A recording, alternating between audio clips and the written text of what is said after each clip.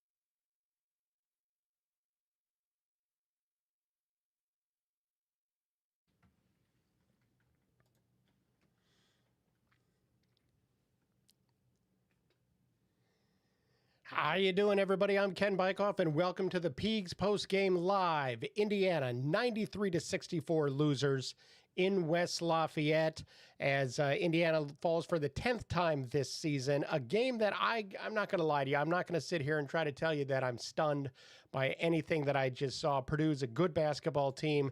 Indiana is still very, very inconsistent, and I'm not at all stunned by what I just saw.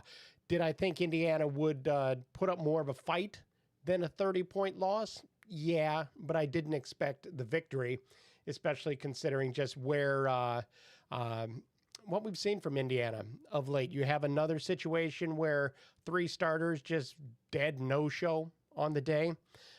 You have a situation where Indiana, it's interesting because the fouls are 22-19 is your final on that. Indiana was whistled for 15 fouls in the first half. Purdue 8. Ultimately, though, it wasn't free throws that created the issues tonight. Instead, it was just a matter that Indiana had no answer for the issues defensively that Purdue creates. Purdue shoots 64.7% on the day, 55.6% from three-point range. Double up Indiana on the boards, 30-15, and what you got is a better team winning. And given that Indiana won in Assembly Hall, I knew it was going to be tough to get the sweep. 812-393-2600 is the number. We have our first caller. Caller, have your name, where you're from, and what you got. Hey, Ken, it's Kevin in the middle. Real Hi, quick. Kevin. How you doing? I agree with you. I think that, especially tonight, Purdue was a much better team than we were. They were more physical than us. TKR just threw people around like rag dolls. Yeah. And that's okay. My concern is this. I thought Tate Conaway came in and played well tonight. I mean, he's got to get on the floor more, period. Because I think Conor Enright is starting to get exposed a lot more defense. And whether the fouls that are on him are right calls or wrong calls, that's flip a coin, right? Basically. But he gets close, they're calling fouls on him. If he gets in a foot, there's a lot of calls. So, I don't know if he's targeted. I don't know what's going on. And some are his and some you question. I think that we got exposed inside. Our 2 big guys are nice kids, but they're weak as hell. They really are. I mean, when you're 6'11" and you're getting a significant amount of your shots blocked, you're not going up in the air, and you're not physically just powering through anybody. Even though they're thinner, go up and draw the fouls, which they just don't do a lot of. I mean, I was glad to see Wilkerson come on the second half. I think that a couple things that scare me right now. Northwestern's coming in. Doug Collins, and I know, is going to work the officials like nobody's business, and he does. He screams after games. Right. He's one of those 7 or 8 coaches that can say whatever they want after games, and nothing happens to him. Nothing happens to him, which is amazing. That means tells me the Big Ten has no guts with their director of officials. But if they come in and they're allowed to play super physical, we're going to lose. And if they protect Martinelli, let him go off, if the officials protect him, we're going to lose. If our kids don't show up and say and play hard and match their physicality, and then that's where, and I've said this before, but that's where Darren DeVries, tonight he had a perfect opportunity at times to go take a technical. Go get one. Because and I know, we said the other night with Signetti, you think Signetti's going to put up with some of that stuff? He already proved he's not going to. And I know you said, where I read somewhere, well, he's earning a respected official. Signetti came in right off the bat with the losingest program in the history of college football. He didn't care about earning respect. He said, I'm not going to put up with this crap. Darren has not done this year at all yet. And that's something that lacks. And I just wonder if kids watch this. I'm not saying officials cost us the game, because they didn't. Right. But there was a definite difference in the first half, especially on how physical Purdue could be and how physical we couldn't be. And that part of it, and that's Darren's job. And I would hope after this game he comes out and rips them. Take the fine. I'd like to see that. But in the game against Northwestern, he has to match Collins when it comes to the officials, because we've seen Collins. You've seen him work, right? I mean, he goes crazy with officials. He got ripped last year and thrown out of a game. The next game they came back, Northwestern, they won the game and they got a ton of calls. So he's got to do that, and we got to play better defense. I mean, they just, even that kid at the end of the game, the fifth stringer, just walked it. I think the I think the second part is more important than the officials. I know that you've mentioned before about I agree about having that. And again, you also maybe pick your spots with that a little bit. I get what you're saying, absolutely. Yeah. In a 30-point game, there's no point to it. In the first half, right. No, you want to get a technical right away, so you got to pick your spots with that. But I fully understand on what you're saying. With that, Mm-hmm. and even with Enright. This is running into a situation where if you are a step slow, you're going to get called for the foul. He also has done a lot of different Mm-hmm. things throughout the year that maybe officials aren't falling for. They're calling him for the foul because they know kind of his shtick at this point, and I think that there's a chance that they're maybe not falling for it quite as much. Well, that's the point I'm getting at with him. You just made my point for me. I think that right, wrong, or indifferent, and some of it is he gets himself out of position, but I also think that he's got no leeway to work with officials at all now.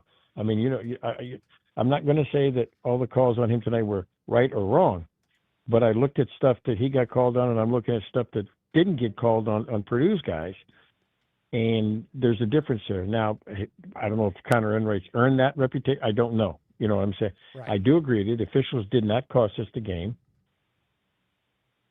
What I was getting at with Darren is I think that tonight he had a perfect opportunity in the first half to go out and get up and take one, and even if he gets booted, show his kids, I got your back. So that's important, and we've seen like I said with Signe. Look at our football players. They saw it. The key with that, especially on the road, it can be counterproductive to have those kind of things happen. At Assembly Hall, you're getting the fans behind you and people are lighting up. Right. They're really backing up. That's why I say picking your spots. The Northwestern game, if that one gets sideways, I wouldn't mind seeing him get a little rowdy on the sideline. But I still think this. I think the other part is just it's like I said, the fourth stringer that came in, the little redheaded guy that came at the end of the game. He drives down the lane untouched. Yeah. And gets a layup. And that's where he's got to close the doors. And I don't care if he throws chairs off the walls in the locker room. He's got to get their attention. We got to play defense. Well, we give up. We didn't play defense tonight. I mean, they shot 60, almost 70% tonight. Yeah, now, that's great shooting. 64% tonight, and also Purdue. From what I'm seeing, Seth Tao, former Inside Indiana intern or employee, saying Indiana's most lopsided loss to Purdue since 1969. So, yeah. And if they're not embarrassed about that,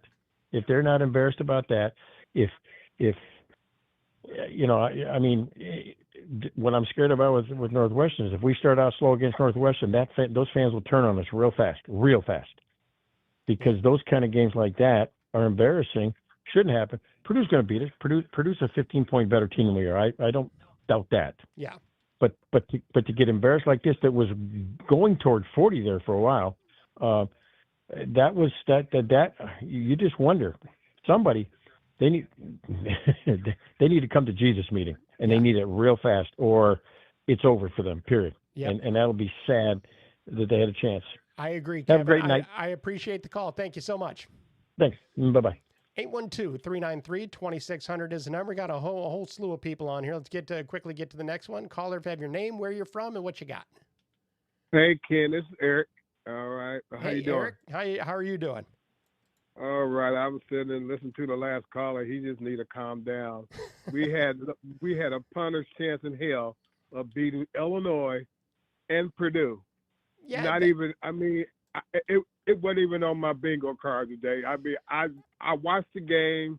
I kind of thought that we could probably hang out and keep it a decent game, but we stood a punter chance in hell of beating Purdue at Purdue tonight.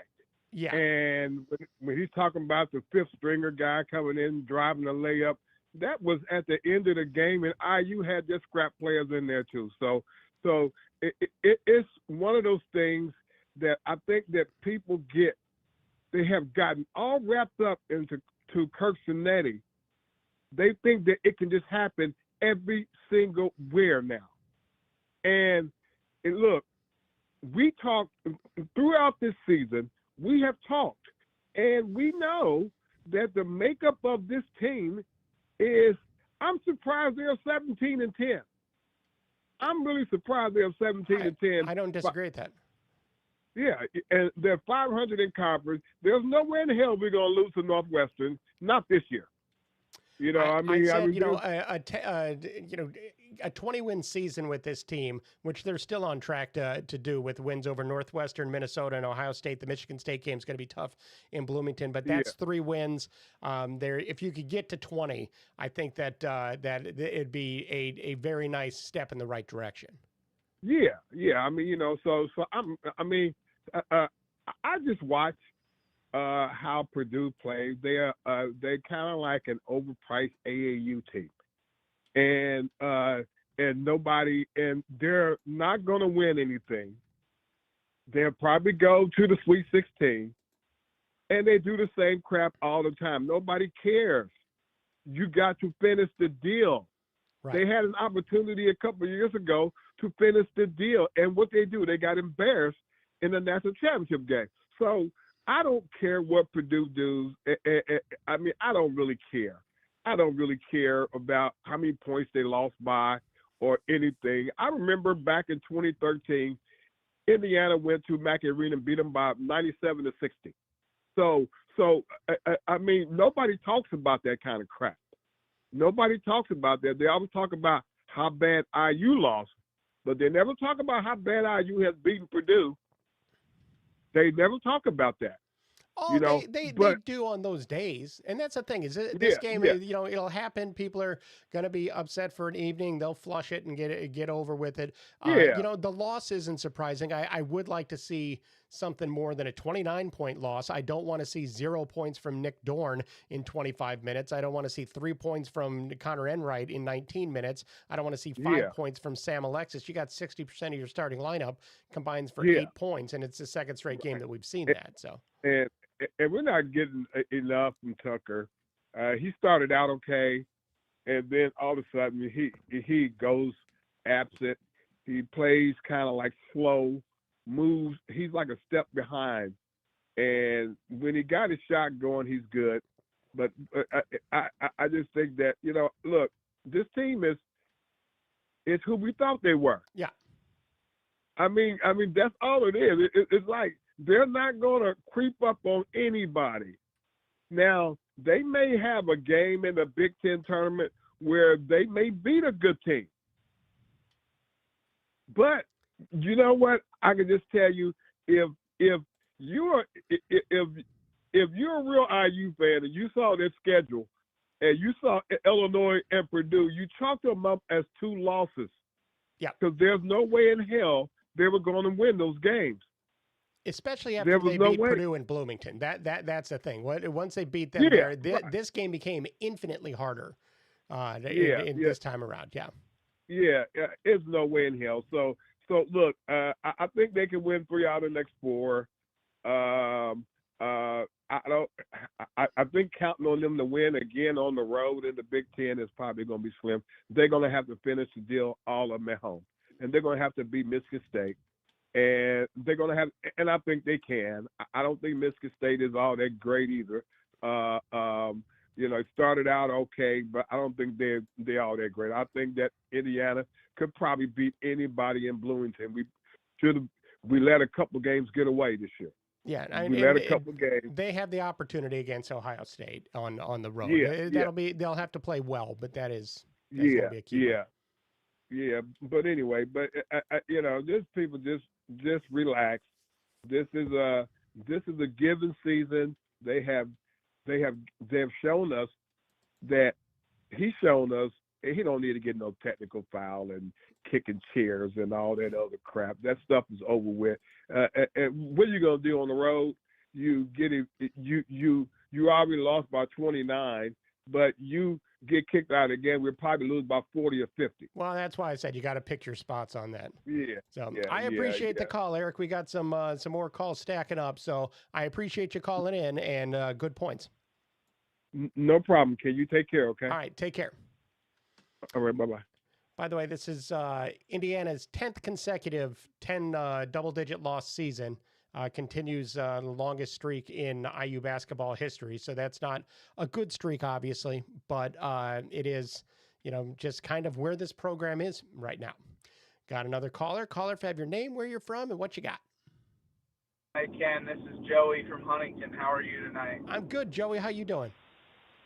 I'm good. Hey, it's been a while since I called in, and I'll tell you why I'm calling in tonight. I drove down from Huntington down Highway 24 to Lafayette, and I had 11th row seats to the game tonight. And I'm going to be honest with you, it was a hard Friday night. Yeah. But on my way home, I'm riding shotgun with a good friend named Larry.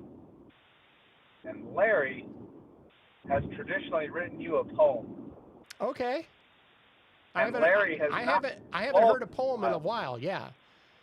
Hey, KB, we're here, buddy. All right. That's fantastic. I've been wondering what happened to you. And so I'm going to read the poem that Larry and I came up with together based on tonight's game. We are driving on Highway 24. I'm riding shotgun. Larry's driving. Perfect. We are on 24 right now, heading home back to Huntington and Fort Wayne from Lafayette. Okay. Ready? I'm ready, baby. Let's do this. Okay. I pulled on crimson. I found my seat. My heart was pounding like a drum. Tonight's the rivalry's heartbeat.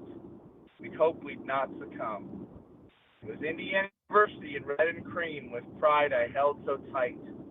Against Purdue University's black and gold, I prayed the stars aligned just right. They hit all their shots. They battled through. Their crowd was alive and loud. We fought with every play we knew. We stood up fierce and proud. But in the end, the scoreboard told a story sharp as steel. The clock ran down. Our hearts turned cold. Our dreams we could not seal. We cheered each pass. We roared each shot. We hoped that fate might bend. But when it counted, all we got was heartbreak in the end. Still, crimson hearts won't fade tonight, though loss stings hard and deep. We'll wear our colors with old fight. We'll heal before we sleep. For rivalries are never done, and hope returns each year. Till next time under Indiana sun, we'll cheer, we'll cry, we'll cheer. Fantastic. And that's something. And so walk me through the process of doing this. Is that during media timeout you're doing it? It's just because there's a good ass kicking going on, you got more time? Because that's a long poem that you guys just put together. Ken, so full disclosure here, okay? Okay. We have a good friend who's a Purdue season ticket holder who absolutely could not be there tonight. We had very good seats tonight behind the IU bench, 11th row. Okay. And we had a parking pass pretty much next to Matt Painter's parking pass. And so we got out. We left at the under 8 timeout because we knew that this was not going to be a good situation. And right. Decided to hit the road. And so we had a little extra time before the buzzer really sounded. And we knew that it had been a while, and so we needed to put together a good poem for tonight because it's been too long.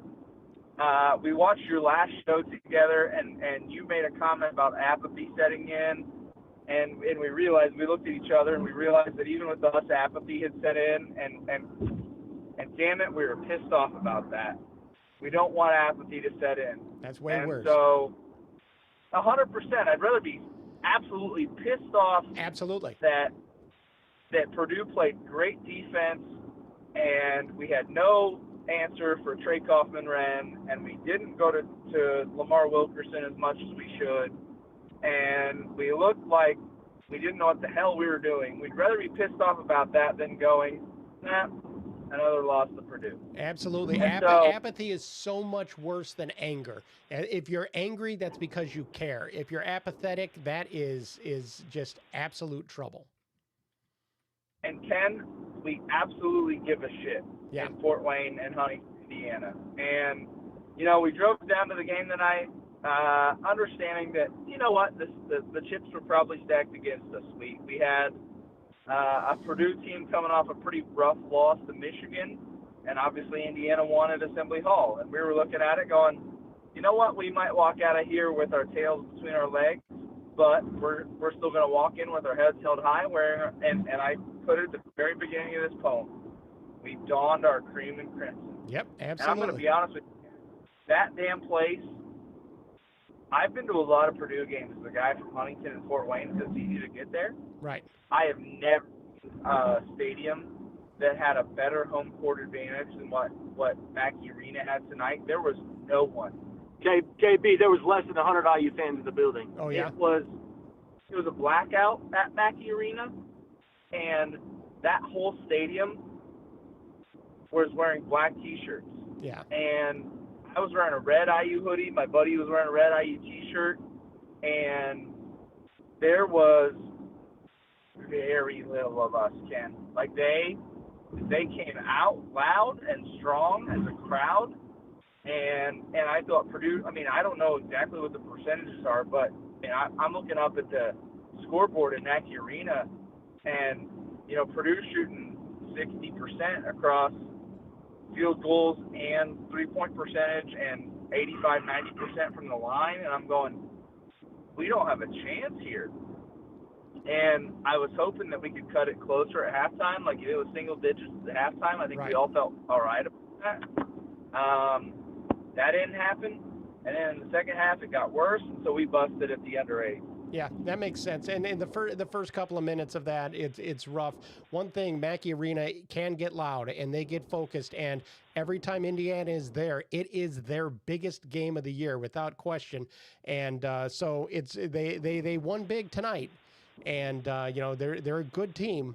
But I got to tell you, this is their Super Bowl, and they will enjoy this. Now they have a lot of work to do to kind of shake off.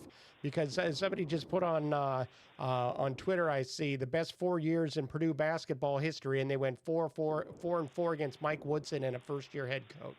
So, well, I'm going to say this, Ken. Purdue does not have offensively a bucket getter that's a bucket getter at all costs, like a Carson Edwards or a Jaden Ivey. And they don't have a Zach Edey.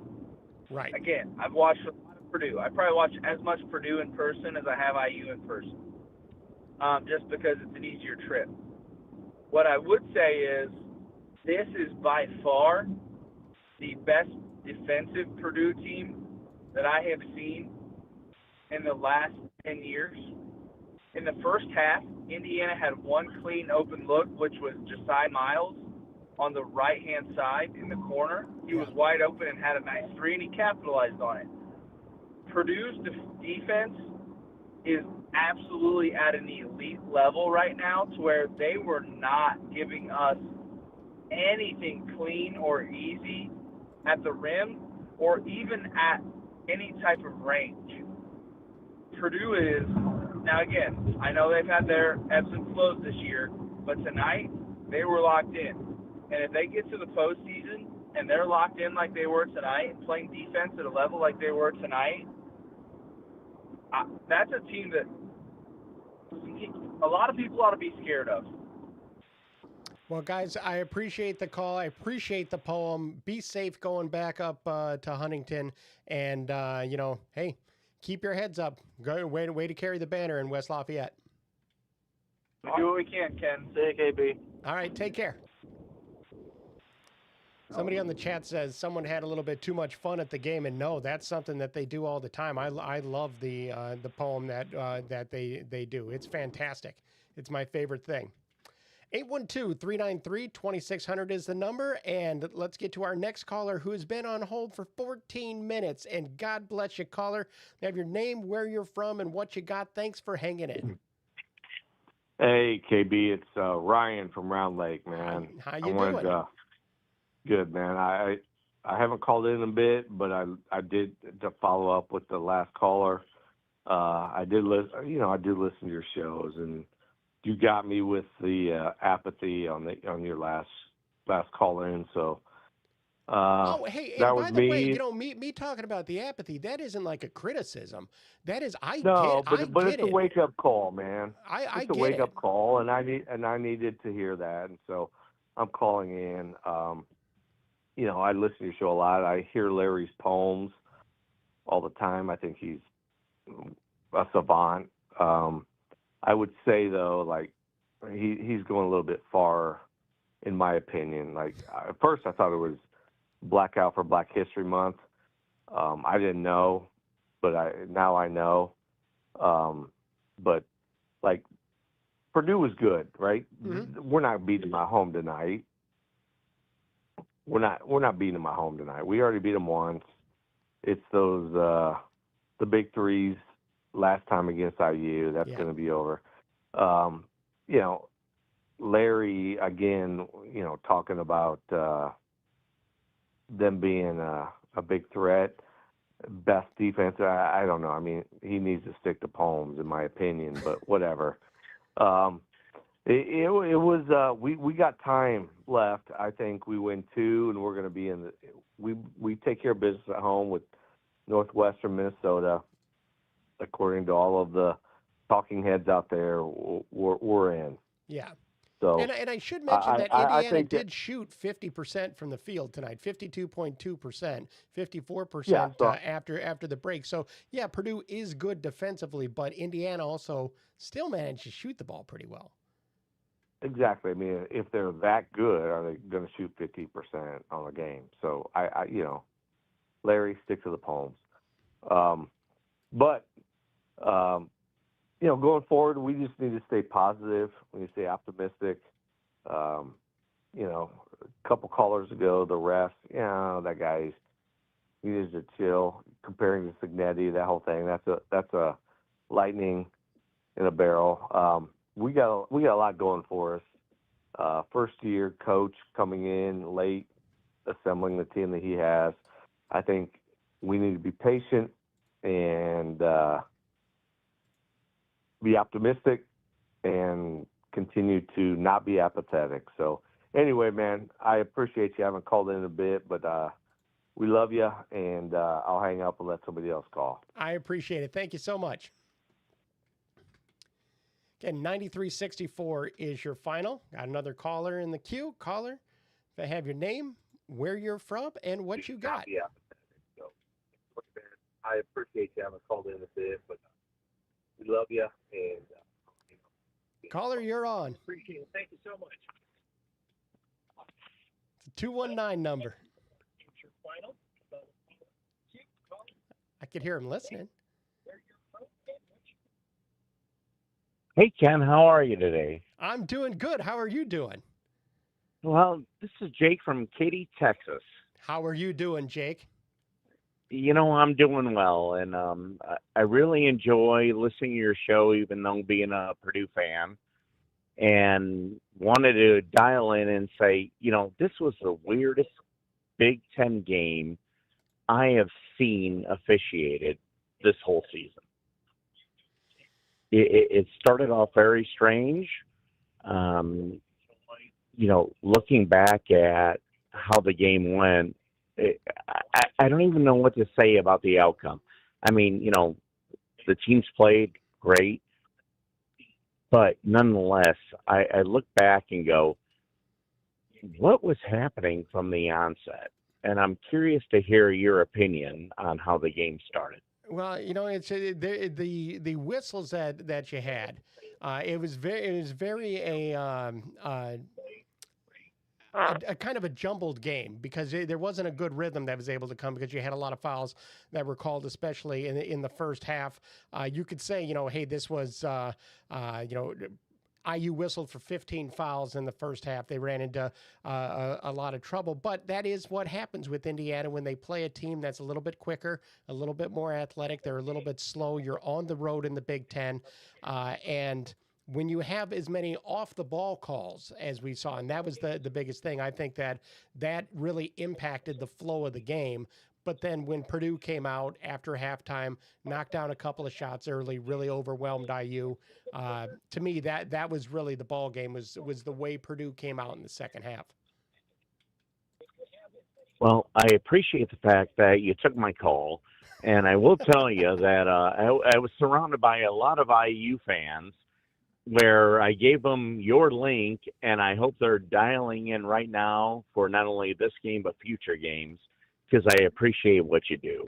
Well, I appreciate it, and I know you're from Texas, but you're enjoying some time in Florida today. So thank you to all the Florida listeners that I have tonight. All right. Thanks. Take care. 812-393-2600 is the number. Fun fact on that last caller, that is my best friend Jake, who I've been friends with since I was 6 years old. And so I recognized that voice right away. He's been looking forward to calling me. He's a Purdue fan, as are most of the friends that I grew up with in Northwest Indiana. It's great to hear them. We've always had such a fun rivalry, and they're all really good guys. On the chat, I appreciate the call, Jake. On the chat, Matt Vincent says, what do you see as Coach DeVries' best approach to attacking the transfer portal for next year? It's rough to restart 2 years in a row. And it is. What I want to see from that transfer portal, you're going to obviously need a bunch of talent to come in. As far as I'm concerned, there's nobody that's, indispensable.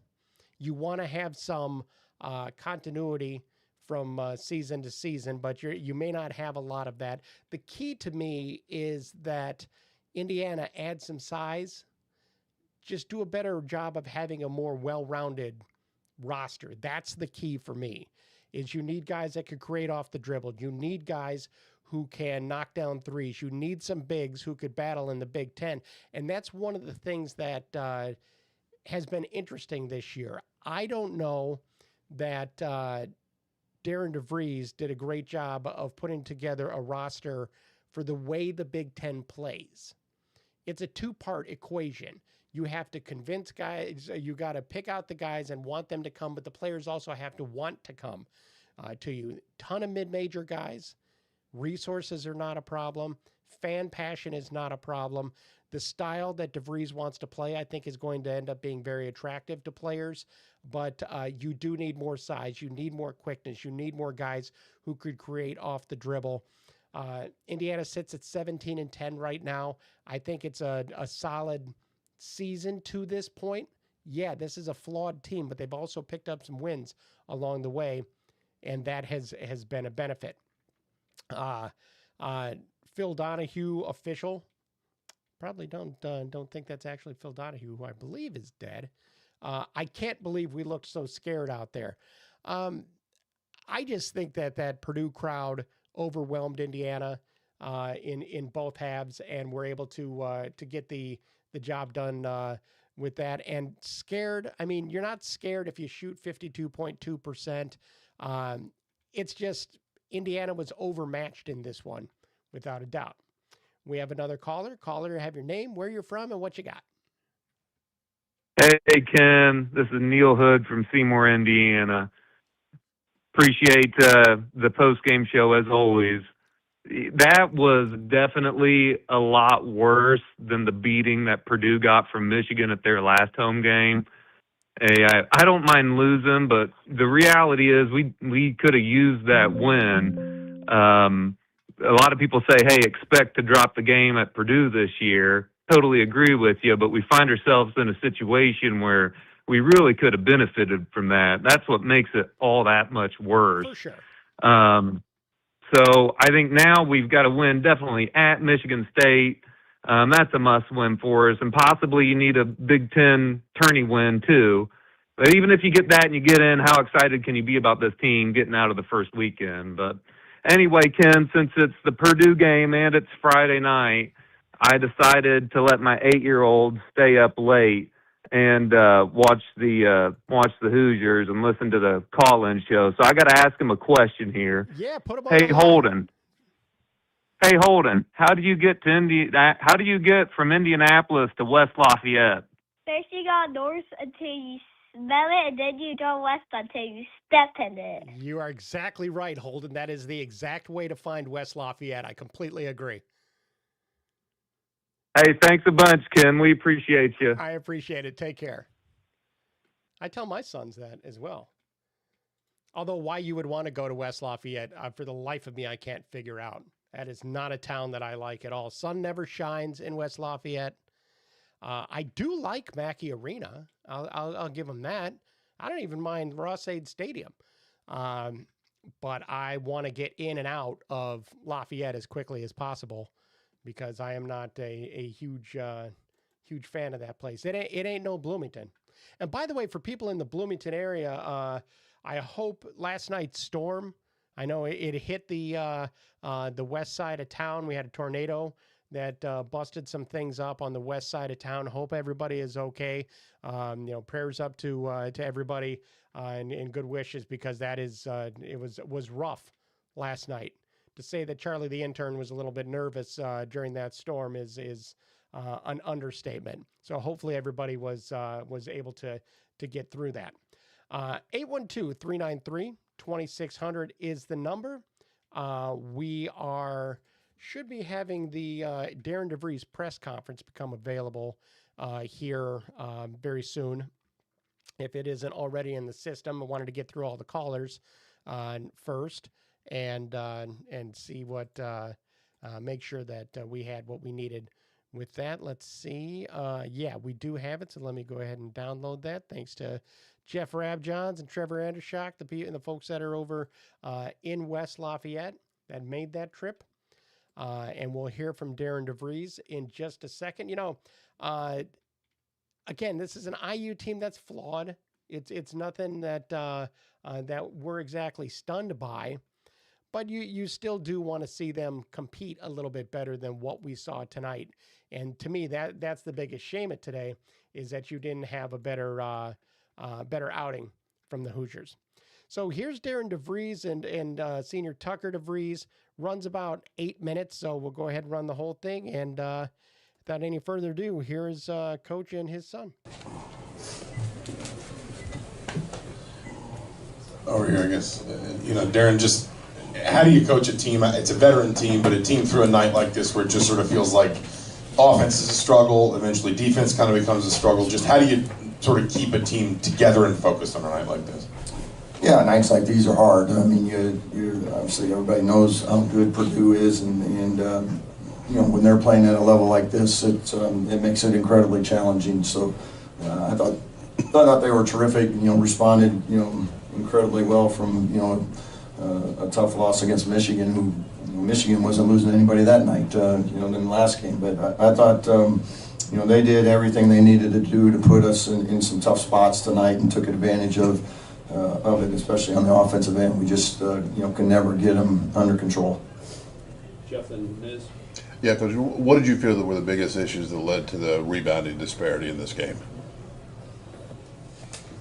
Yeah, I thought the biggest thing was their inside presence is something that with both their 4s and 5s that is a challenge for us to either play one-on-one or make the decision to double, and it seemed like they had an answer for whatever we did. So we doubled some, we didn't double some.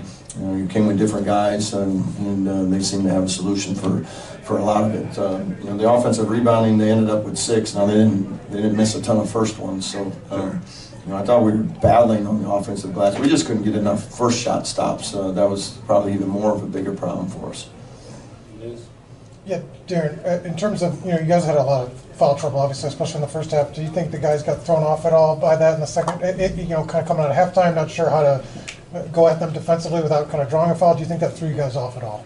I don't think so. I mean, I thought we got through the half fine. They had I think it was 15 free throw attempts in the first half. That was, not keeping them off the line is a big part of getting stops too. Because if they're able to score from the free throw line, they'd score well enough without getting freebies from there. So certainly the foul trouble was part of it. But no, I thought our guys were playing. Got through the half pretty much in good shape. Connor had the three, which makes it challenging for him. But overall, no, it didn't have an impact on the game. Josh and Daniel. Coach, you took 2 timeouts before that under 16 timeout in the second half. What did you see go wrong from the time your team left that locker room to that second timeout? Yeah, I thought we came out offensively. I thought we got some really good looks in those first few possessions. Didn't convert on them, but I just didn't think defensively. Again, I didn't think we had them under control at all to start the half, and didn't want to have happen what happened and have it get away from us too quickly. So, trying to burn the timeouts early to see if we can, grab something, get something going, but we just couldn't get anything going there. Daniel and Zach. Yeah, just how much of what happened here, what happened in Champaign, what happened at these loud, high-level road environments is just raw execution, or just is it raw skill? Just what do you think is kind of that hindrance when you guys play these high-level, squads? Yeah. On the road. Yeah, it's a incredible environment. It's a tough place to play. It's what makes this home court advantage what it is.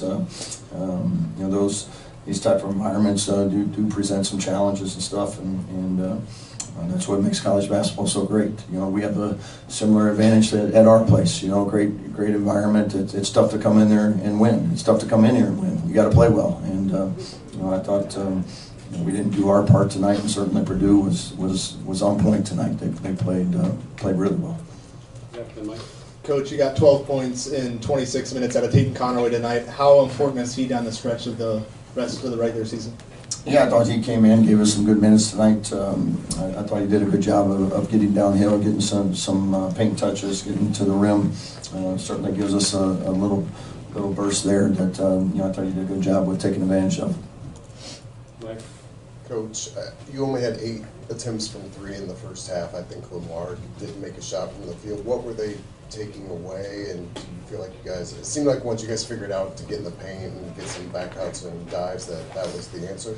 Yeah, and we certainly came in with a game plan of doing that. We wanted to get paint touches because even in our first game in the second half, they did a good job of limiting the amount of threes that we got. We were to come out ahead on that one. They still did a pretty good job of defending us, so we wanted to get more paint touches. I just thought they had us on our heels until we got going a little bit.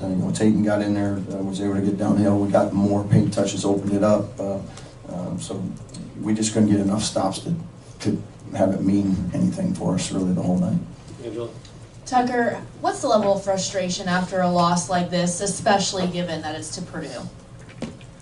Yeah, obviously it's pretty difficult, but I think it's important for us to understand that we got some big 4 games coming up down the stretch, and we're playing for a lot right now.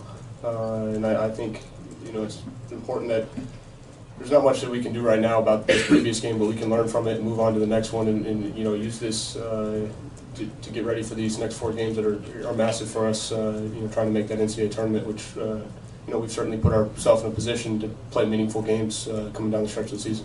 Trevor. Darren, Tucker just kind of hit on this a little bit, but after these 2 losses to Illinois and Purdue, pretty wide margin, how do you keep the team focused on this stretch run that really means so much to get into the NCAA tournament? Yeah, these guys will be focused. They'll be ready to go on Tuesday. They have been all year. We played 2 really good teams. Got beat on the road. Disappointed that we weren't maybe certainly more competitive in the games to make it come down to the stretch. But we got to let those go. We got to go beat Northwestern, and that's Northwestern team that's put up a good fight every single night. So we got to go home, and we got to take advantage of being at home now, and that's our main priority. Mike. Along that same line, given the urgency of late February, how important is it that you just wash this away? Learn what you can from it and wash it away. And how important is it coming off this that you get to go home for 3 games?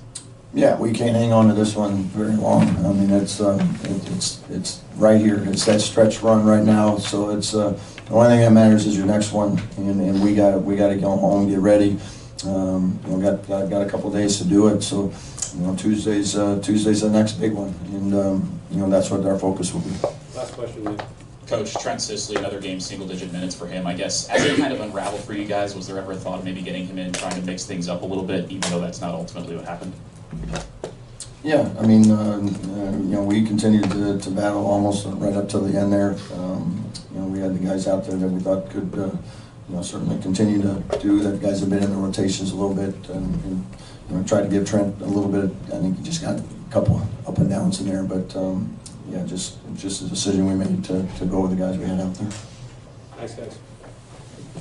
Thank you, guys. Thanks, So there's Darren DeVries during his post-game press conference along with Tucker DeVries. This has now been a couple of straight games that Indiana has not put up much of a fight. After the loss to Illinois, which was a 20-point loss, in this one, it is a 29-point loss. So let's go ahead and do the math. That's 49-point loss in 2 games. And I say it for football all the time. It's not how, it's how many. And so the loss is a loss, and the idea that you have to flush this now is exactly what it's about. Because, yeah, you have a loss to Purdue, and that's not something you're happy about, but you have Northwestern, Michigan State, Minnesota, and Ohio State. 3 of those at home, 3 straight at home, which is critical. And you need to win at least, to me, you need 3 of these 4 to really feel any kind of good heading into the Big Ten tournament.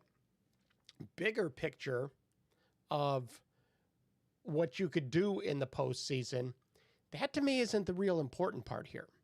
You have an IU program that has gone to the NCAA tournament twice in the last 9 years. Just getting to the tournament is a step in the right direction. Being able to do that is going to be critical. You don't want to sweat too much on Selection Sunday. A win at Purdue would have gone a long way. But, look, this is a quad 1 loss. It's not the end of the world. But I'm just, anybody who is watching this and says they're stunned by anything they saw has to be, out of their minds.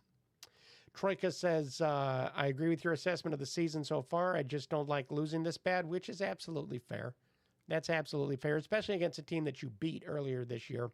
I recognize their roster certainly isn't optimal, and I believe DeVries knows what he's doing and expect improvement year over year. That's his track record is very good. So, and in fact, again, with the flaws that this team has, to get to 17 wins, it's not a crimson-colored glasses situation, but it also isn't the end of the world. Let's talk about some of the individuals on this. Lines are still open, by the way, 812-393-2600. You see at the bottom of the screen there. Indiana, on the game, shoots 24 of 46 from the field overall. That's 52.2%. 7 of 20 from 3. Those 23-point attempts, that's low for Indiana. And I give IU credit for not trying to force it, but you do want to be able to work a little bit harder to get those open 3s, since that is the bulk of your offense comes from beyond the arc. 7 of 20 from 3-point range. The individual stats on this, Lamar Wilkerson, 20 points on 7 of 13 shooting. 18 of those come after the break when Indiana was down, I think, 15 or 17 at the break. So not ideal. Obviously, what is it? I have the stats right here. Yeah, they were down 17 at the break. So it's a good stat pad, but he only attempted 3 shots in the first half. There's that. Kelly on the chat says, why is Sisley barely playing? Why does Connerway no longer start? He was just asked about Sisley. And there was some thought to getting him some run, but they decided not to. Connerway no longer starts because Nick Dorn has been the guy that has been running, but Dorn hasn't really shown up for the last several games. I wouldn't at all be surprised to see Connerway move back into the starting lineup. here. We'll get back to the individuals in just a little bit, but we got another phone call. Caller, if you have your name, where you're from, and what you got. It's Don from Westfield. Hi, Don. How you doing? And I'm all right. I'm not great, but it's lost to Purdue. But kind of expected that, I think. Didn't you? For sure. I don't think we were going to beat those guys on the road. Referees were kind of, crap, and I didn't cost us the game. But boy, that was some Mackey magic out there tonight. Man, some of those travels, and I mean, they're big guys. This is clunky for Purdue. I think they're going to be down the next couple of years. I mean, Painter doesn't hit the portal, and you lose Smith and Lawyer Fletcher or whatever the hell his name is. I don't know. I just think, and then Kaufman Wren's going to be gone. They're going to be pretty bad. Well, I mean, but he can turn to the portal. Just because he hasn't had to doesn't mean that he won't. And that is one thing that it does change. You can inject your team with some talent right off the bat. And so there is always that. I wouldn't say that there's, nothing's going to happen with that. It's just not something he's generally done. I agree. And good for Purdue. If they lost that game, they would be jumping out of buildings tonight. Sure. So, right now, goats are probably not safe in Lafayette. There's probably 5-alarm warning on that at this point. But I really have nothing tonight. I don't know. I think we're fine. We didn't the last 2 games. We're not really expected to win. So everybody needs to take a breath and next game up. Don't get too high. Don't get too low, kind of thing. So. Control what you can control. We're not a special team as far as that goes. I think we got a lot of experience, so that maybe will go far for us. I think so. I mean, I haven't listened to your show all night, so I did call in here about 45 minutes after the game ended. That's all right. That's all right. But yeah. like I said last show, you know what? I'm happy that people are calling and people still care, because apathy is so much worse than anger or frustration or any of it. I'll take all of that over apathy, and that was something I was. You're concerned 100% right. I agree with you from last game. I think a lot of our people used to just hang. We used to live and die on this, and we used to expect to win every game, and we don't anymore.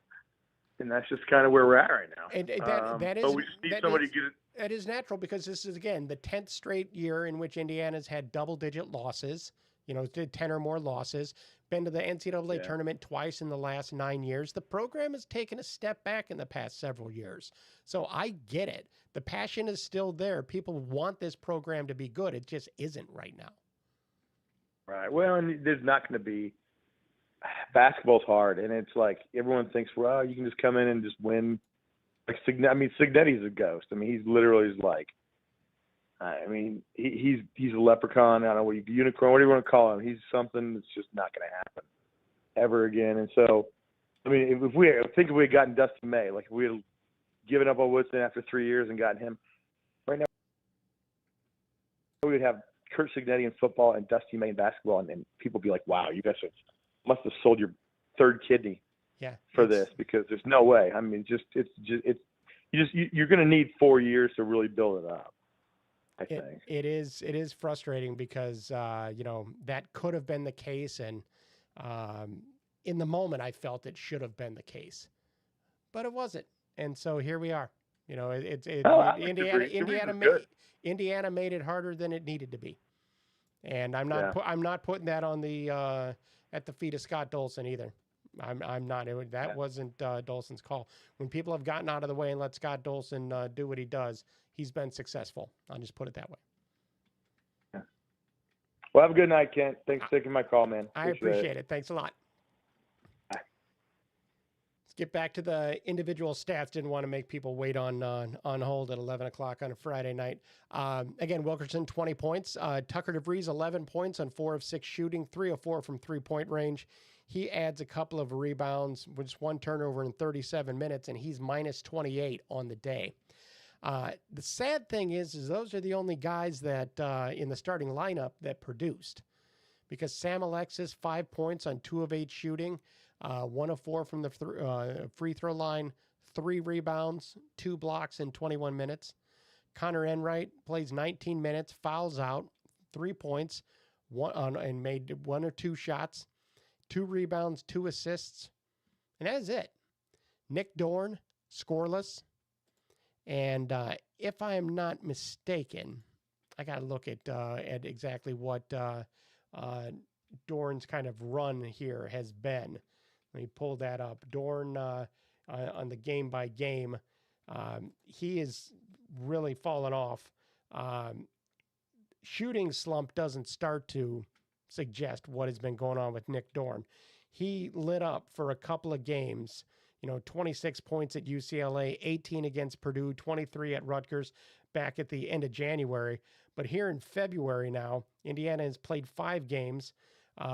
Dorn was 2 of 12 against Southern California, 0 of 4 against Wisconsin, 2 of 7 against Oregon, 0 of 5 at Illinois, 0 of 2 tonight. So let's see if my journalism school math works tonight. That would be, he is now 4 of 16, 23, 28, 4 of his last 30 from the field. So if you're going to make a move to shake up the starting lineup, get Connerway into the game, look at Northwestern as being that opportunity, because it's clear Nick Dorn is ice cold. 4 of 30 in the month of January, and hasn't made a shot in 3 of his last 4 games. That's rough. Connerway, meanwhile, 12 points on 5 of 7 shooting, 0 of 2 from 3. Had 2 rebounds, 7 assists versus 3 turnovers in 26 minutes. Again, Connerway had the ankle, so maybe it was some of his time was limited. Let's get him back into the lineup. I'd like to see that. Reed Bailey, 10 points on 4 of 4 shooting. He 2 of 4 from the free throw line, had a couple of rebounds, had 2 turnovers in 19 minutes, 4 fouls on the night. Josiah Miles, 3 points on 1 of 4 shooting, all of them from 3-point range, which is, Miles isn't the guy that I want shooting up threes. Had a rebound, an assist in 14 minutes. Sisley plays 4 minutes. And as, on the chat earlier, there was the question about why he's barely playing. And DeVries, talked about it, just wanted to get him in there. In a game like this, to me, you it's like the last one. You get his ass out there and let him earn that scholarship a little bit. Give the kid a chance from an experience standpoint. And then Alexa Ristich plays just 1 minute in garbage time. Indiana with 11 turnovers on the night, but the key here is Indiana out-rebounded 30-15, out-rebounded on the offensive board 6-1. Purdue, 13 second chance points versus 0 for Indiana. That takes its toll. We have another caller. Caller, if you have your name, where you're from, and what you got. Hey, Ken, this is Kevin from Santa Clarita, California. How you doing tonight? I'm doing good. How are you doing? Well, it's called to commiserate over both our teams have lost 2 games in a row by buckets and buckets and buckets of points, and just wanted to commiserate a little bit and ask a question. Maybe it just sure seems like the home court advantage is pretty huge in the Big Ten. What are your thoughts on that? Do you think it's the referees or just Kevin, buddy? Welcome to the Big Ten. Any you guys at UCLA. This is Kevin from California. He's a UCLA fan. You guys are new to the Big Ten. You got to understand, if you're on the road, every possession you're playing 8-on-5. That's how it is. I mean, it's been that way forever. I have said that Big Ten officials are game-fixing criminals because of some of the calls that the inconsistency that they have. I don't actually think that they are planning this out, but home field advantage has a huge impact in Big Ten games and how they are called. So that is absolutely a welcome to the Big Ten moment for you guys. Okay, now what do you think? What do you think happens now in the Big Ten tournament?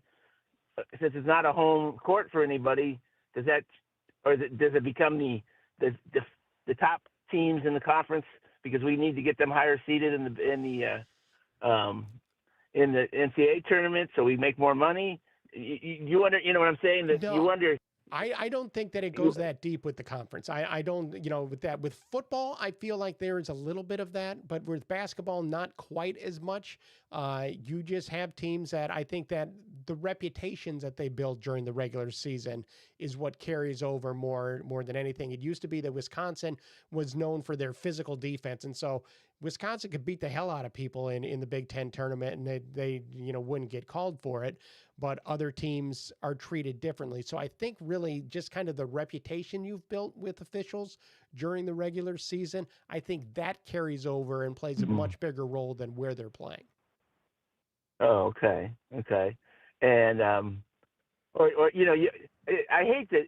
It just seems like now that money is so big in all this, and the conferences seem to be so vested in how the conference organization itself, how much money do we bring in, by this, like the tournament, the NCAA tournament and the bowl games, you wonder, is there any, even if is there a hint that they might try to shape it to what's best for the conference total revenue? You just wonder about. I hate to think of that it's done by that, but I just want, it makes you wonder.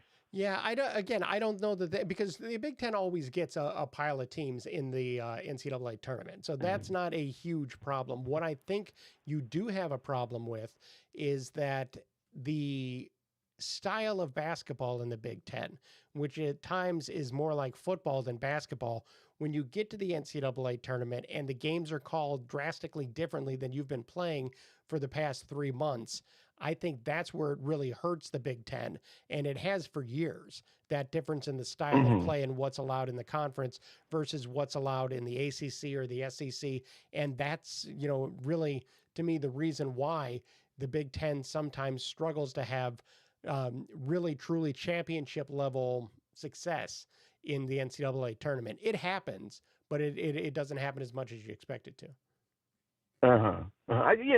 It's a topic for a late Friday night around at the bar, I guess. For sure. But anyway, we're coming off 2 big losses, and then we play Illinois at home, so it could be 3.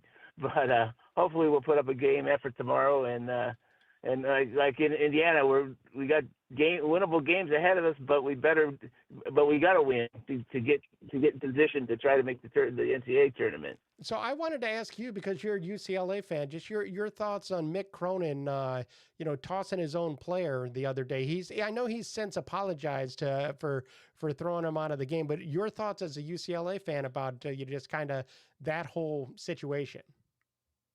Well, I think part of it was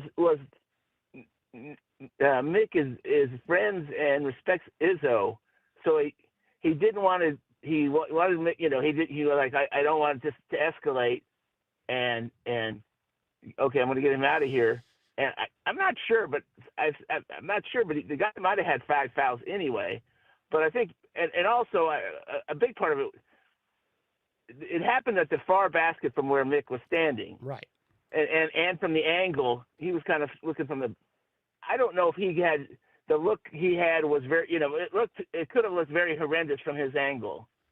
And the foul, when you actually look at it on the film and break it down, it wasn't that bad of a foul. It was a foul, definitely. Flagrant one, okay, because the guy went flying. You got to call the flagrant one because the Michigan State guy went flying.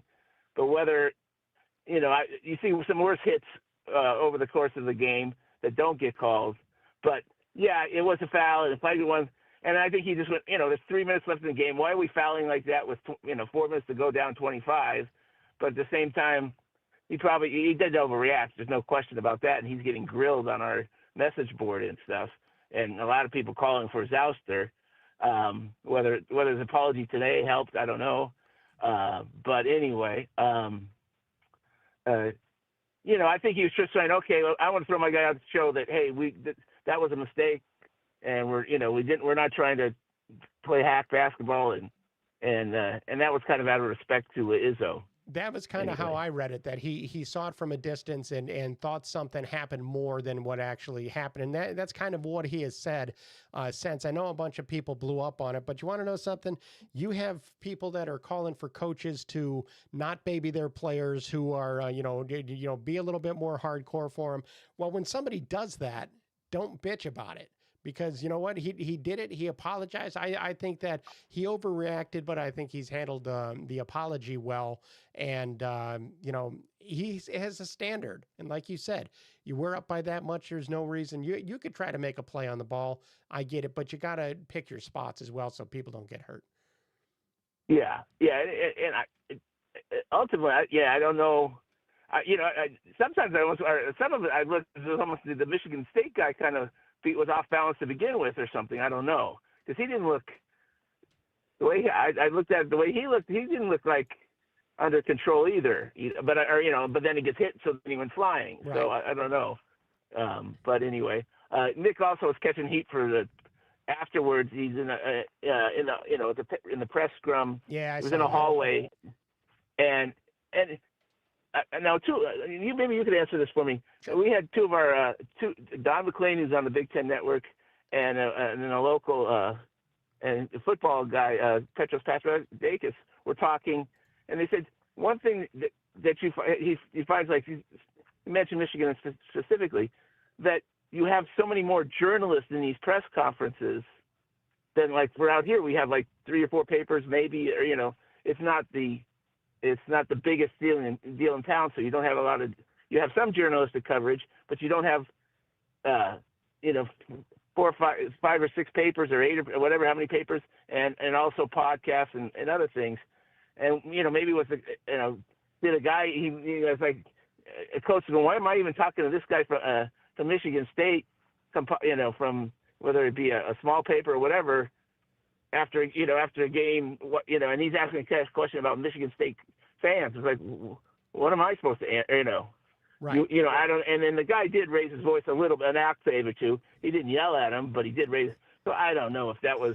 Yeah, he should have handled it better. But now that one, I will say that I think that Mick overreacted. Are you going to raise your voice to me? That was a normal response. He was like, it was out of shock more than he was like yelling with him and arguing with him. And to me, and then he's like, you're going to raise your voice to me? You know what? Yeah, because that's how you talk to a normal human being. I didn't take it as being disrespectful. I felt that he overreacted with that a little bit as well. But it was kind of an odd question to ask about the fans. And those kind of press conferences are rough too, because that one is obviously when you're on the road, a lot of press conference, there are places where you do them in tunnels instead of in a press room. It was in a tunnel, yeah. Yeah, and I saw that was in a tunnel. There's certain places where they don't have them go into a press room, and that changes the dynamic of things as well. It's more of a scrum of people, but even at that one, it didn't seem like it was a huge scrum of people around Mick.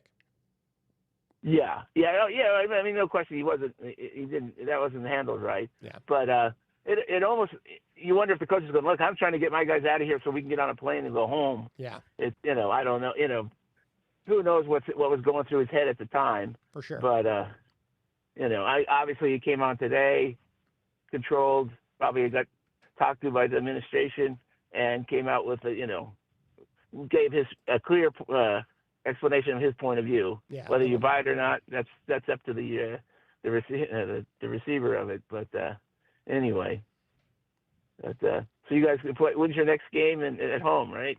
Yeah, we got 3 straight at home now, and the next one will be against Northwestern. That is Tuesday, Sunday, Wednesday is the next 3. Okay, well, good luck in those, and hope your fans bring it, and you can get the much-needed victories. Good luck against Illinois. I'll talk to you soon. All righty, take care. Take care. Bye-bye. It's one of my favorite callers right there. Guy's just, a UCLA fan that calls in all the time. I really appreciate him giving his thoughts. A caller earlier mentioned Kurt Cignetti. Cignetti gets another contract extension. This one is not an extension more. It's just a raise, basically. And so that's exciting because that's all part of that contract, $13.5 million. Wasn't so long ago that Indiana's head football coach was making about $300,000, and now it's Sig's making that, and he's earned every damn dime. So I ain't mad at him for that. But Indiana 93-64 losers against Purdue at Mackey Arena. I mean, flush it and move on. That's all you could do.